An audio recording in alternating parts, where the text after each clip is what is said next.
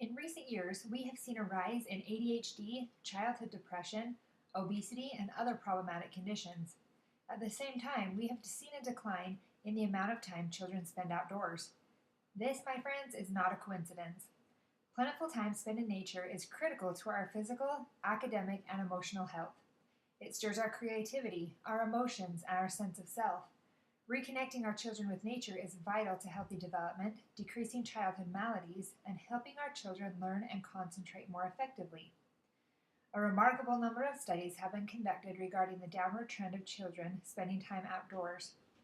A recent poll conducted by the Nature Conservancy found that over 80% of American youth spend time online daily, and nearly 70% report playing video games or watching TV daily.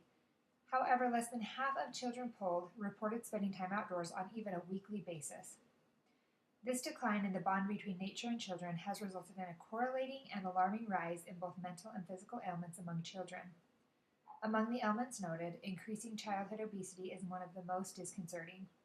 According to the Center for Disease Control, obesity rates in children aged 6 to 11 jumped from 7% in 1980 to a staggering 18% in 2012.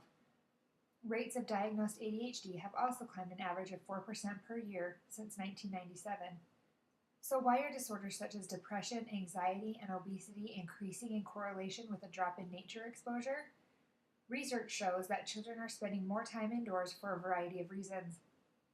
These include a surge in access to and reliance upon technology, lack of access to parks, greater homework and extracurricular demands, and urban sprawl. Also, fear. The fear factor, due in large part to the change in media coverage over the last few decades, drives parents to become helicopter parents, if even allowing their children outside at all. Statistically, children are no more likely to be abducted today than they were in 1960. According to the research conducted by the Polly Klaas Foundation, only about 1% of all kidnapping is committed by strangers. Friends and relatives carry out the majority of abductions, however, apprehension often overrides rational knowledge. Despite the reasons children are removed from nature, there is a solemn responsibility on society to remedy this and help reconnect them. According to Richard Louv, author and chairman of the Children and Nature Network, children are better able to concentrate, engage in creative play, develop better motor fitness coordination, become more physically fit, and have an increase in intellectual development when they have regular opportunities to bond with nature. Of the 600 plus children polled, the Nature Conservancy reported that almost all responded to feeling less stress after spending even minimal time in nature. The educational system in Finland has taken on the responsibility to reconnect their children with nature and have found great success by implementing several programs in their public schools, which include a reconnection with nature. In addition to regular recesses, children are given 15-minute breaks outdoors between lessons to process what they are learning, stretch and move, and get some fresh air, no matter the season. It is more than just time to decompress. It is a prerequisite for learning. It is not a complicated process, but rather small, simple changes that make a huge impact. Finnish test scores back up the many studies showing the neurological advantages for these breaks. Inactivity of the body increases inactivity of the brain, leading to unfocused children and behavioral problems.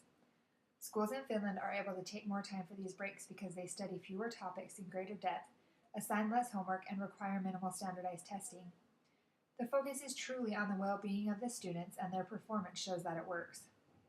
In addition, the number of obese children in Finland averages 21% compared with the United States rate of nearly 34%. Given the research findings, it is evident that implemented programs such as those in Finland's educational system have found success. Likewise, we are presented with plentiful opportunity to help our children reconnect with nature through such initiatives as the Children in Nature movement and campaigns including the No Child Left Inside Act and America's Great Outdoors. The potential is there to help our children greatly benefit from bonding with their natural surroundings. We need more families playing outdoors, more doctors prescribing nature, more urban planners integrating nature, and more schools using green classrooms.